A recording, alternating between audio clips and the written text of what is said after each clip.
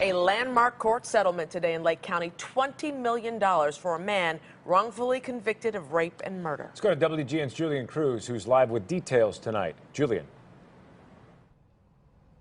Mark, juries have awarded bigger amounts in the past, but Rivera's lawyers say that this is the largest settlement of its kind reached before the start of a civil proceeding.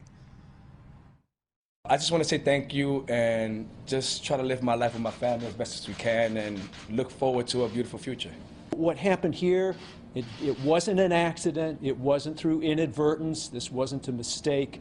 This was a deliberate, designed coercion of a false confession. And compounding that was the deliberate, designed fabrication of evidence. Rivera's lawyers say it was a travesty. Juan Rivera Jr. was just 19 when a Waukegan child, Holly Staker, was brutally raped and murdered in 1992.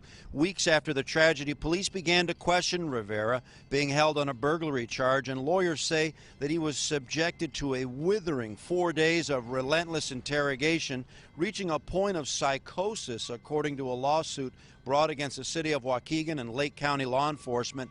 5 years later, the conviction was thrown out due to a judge's error, and Rivera was tried again and convicted again in 1998 before that was thrown out. DNA evidence eventually clearing Rivera, who spent his 20s and 30s in prison, much of that at Stateville. According to Jim Sotos, who represented Lake County in the settlement, Waukegan will pay the largest share of the $20 million, close to $7.5 million, and as part of the settlement, none of the parties admit to any wrongdoing.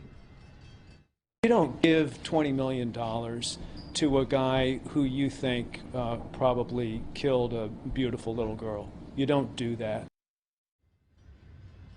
That was Locke Bowman with the MacArthur Justice Center, one of the many lawyers who represented Rivera in years of litigation. Now, insurance pays for part of the settlement in these kinds of cases, but the Tribune reporting that Waukegan taxpayers may be on the hook for much of their share, that $7.5 million. They did not have insurance. It remains to be seen exactly how much liability the taxpayers will be looking at.